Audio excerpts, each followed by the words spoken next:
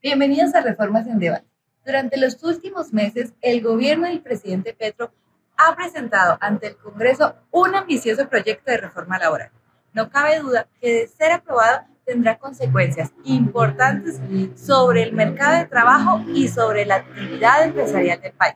Por esto, hoy, junto con un grandioso panel de expertos, analizaremos algunas de las implicaciones de las reformas en el tejido empresarial colombiano. La reforma laboral propuesta en 2025 incluye varios cambios significativos, como el aumento del 75 al 100% en el valor del recargo para los dominicales y festivos, contratos laborales para aprendices, la regulación del trabajo en plataformas digitales, el predominio del contrato a término indefinido, entre otras. Desde el punto de vista legal, estas modificaciones buscan fortalecer los derechos laborales y promover la estabilidad en el empleo. Sin embargo, también es importante considerar cómo estas medidas podrían afectar la flexibilidad del mercado laboral y la capacidad de adaptación de las empresas. Demos la bienvenida a nuestro primer invitado, Eisenhower. Buenos días, Alejandra, ¿cómo estás? Muy bien, Eisenhower, bienvenido. Cuéntanos, Eisenhower, desde el punto de vista económico, ¿cuál es el impacto de las reformas en Colombia? Bueno, gracias por esta invitación tan especial. Desde el punto de vista económico, es importante mencionar que uno de los puntos más críticos es el aumento de los costos de la contratación formal. Según FEDesarrollo, las microempresas van a tener un aumento del 18.6%, las medianas van a tener el 12.5% y las grandes van a tener el 10.3%. Puede dificultar que las pequeñas empresas realicen contratación formalmente, a menos de que incrementen incentivos o alivios tributarios que apoyen la financiación, teniendo en cuenta la situación actual del país. Es difícil que se puedan asumir las cargas económicas que generen un aumento de los costos de la contratación por medio de los recursos del Estado, ya que el Estado no puede o no cuenta con los recursos para aumentar ese gasto público, dando un apoyo a las empresas privadas. En caso de que no se tengan recursos para ayudar a estas empresas, se agravaría la situación del país, teniendo en cuenta que las empresas afectadas son las MIPYMES, como te expliqué anteriormente. Tomemos como ejemplo a Bogotá.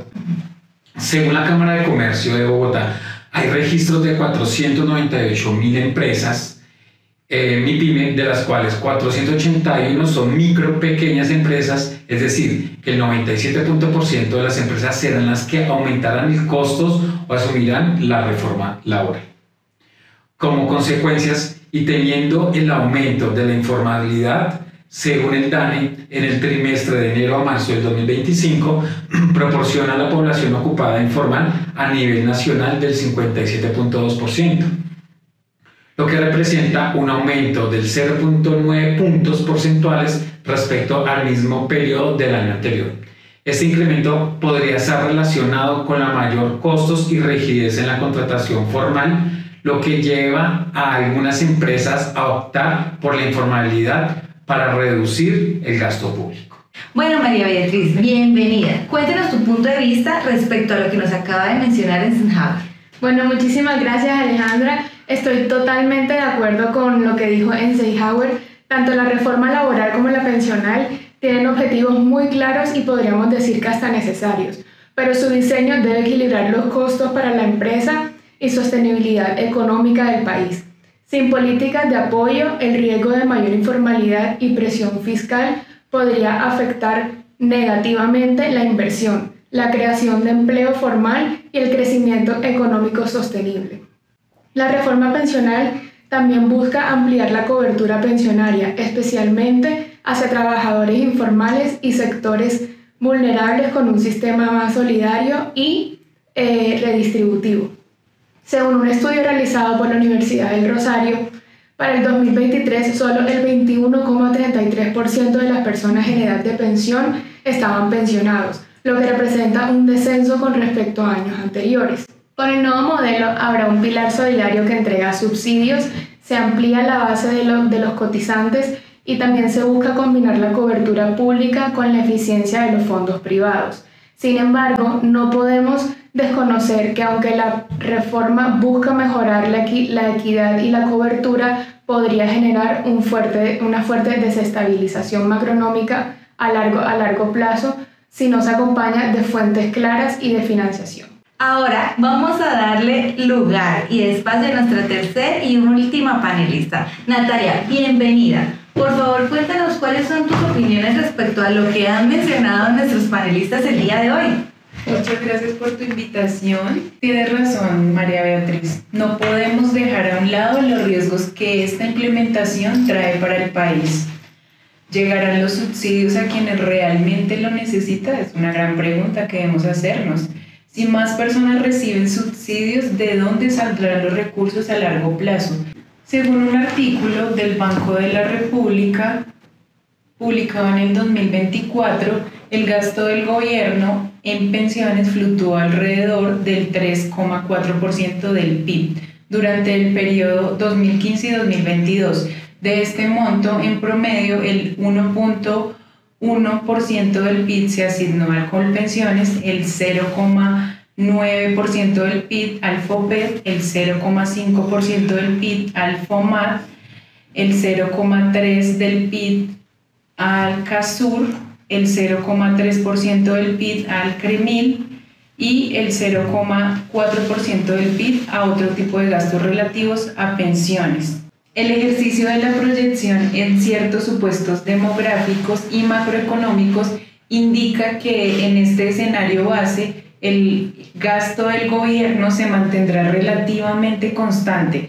Inicialmente aumentará del 3,4% al 3,6% del PIB en los próximos años, para luego disminuir gradualmente hasta alcanzar el 2,8% del PIB en el año 2100, debido a que el PIB nominal crecerá a un ritmo superior al gasto en pensiones. Qué grandiosos y claros ejemplos y aportes, pero quisiera darles la oportunidad de que nos cuenten cuáles son esos desafíos que tiene Colombia de cara a la implementación de estas reformas. Nata, continuamos contigo. Claro que sí, Alejandra. Uno de los principales desafíos radica en el aumento de los costos laborales que estas reformas podrían implicar, tanto por las nuevas obligaciones contractuales como por la ampliación de los derechos laborales. Este aumento puede generar efectos no deseados, como el desincentivo a la contratación formal, especialmente en sectores donde los márgenes de ganancia son reducidos o donde la mano de obra representa una parte importante de los costos operativos. Este impacto es especialmente crítico para las pymes, que representan alrededor del 90% de las empresas del país y generan aproximadamente el 79% del empleo nacional, según cifras del DANE, enero a marzo del 2025, y Confecámaras. Estas empresas, por sus escalas, tienen menor capacidad para absorber incrementos súbitos en costos sin traslados a precios o reducir su nómina. Además, podría incentivar la informalidad.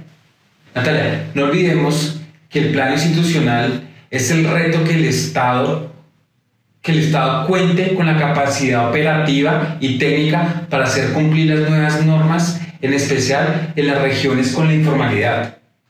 Y las empresas deben asumir el costo logístico y administrativo. Adicional, se debe garantizar que los aportes de las personas vinculadas por medio de la prestación de servicios, según las cifras o la gráfica de los colombianos que están trabajando informal versus los trabajos por prestación de servicios, o las empresas que están normalmente vinculando a las personas de una forma informal.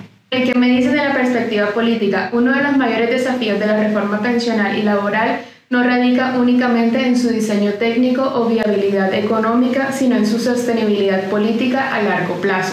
En contextos como el colombiano, donde los ciclos del gobierno son cortos y las divisiones ideológicas son marcadas, existe un riesgo alto de que las reformas impulsadas por una administración sean desmontadas, modificadas o incluso sean revertidas por el siguiente gobierno, lo que genera una incertidumbre jurídica, una desconfianza institucional también. Por eso es fundamental que de cualquier reforma de este calibre no dependa exclusivamente del respaldo coyuntural de un gobierno o de una mayoría legislativa transitoria. Para garantizar su continuidad y efectividad debe construirse un consenso social y legislativo amplio que incluya a los diferentes partidos políticos, gremios económicos, sindicatos, academia y ciudadanía. Solo así se logrará que las reformas no sean vistas como iniciativas ideológicas, sino como políticas de Estado, con un propósito común, el cual es garantizar la justicia social y la estabilidad económica. Muchas gracias, María Beatriz, y muchas gracias a todos. Definitivamente podríamos decir que en resumen las reformas laboral y pensional propuestas por el gobierno del presidente Gustavo Petro representan una apuesta ambiciosa por la justicia social, el fortalecimiento de los derechos laborales y la ampliación de la cobertura pensional en un país profundamente desigual, lo cual representa grandes riesgos significativos para la sostenibilidad económica del país y la salud del tejido empresarial. Con esto cerramos este grandioso episodio, no sin darle las gracias a todo este gran grupo de panelistas por habernos acompañado y habernos instruido en todo lo que tiene que ver con el impacto económico de las reformas laboral y pensional en la economía colombiana. Gracias.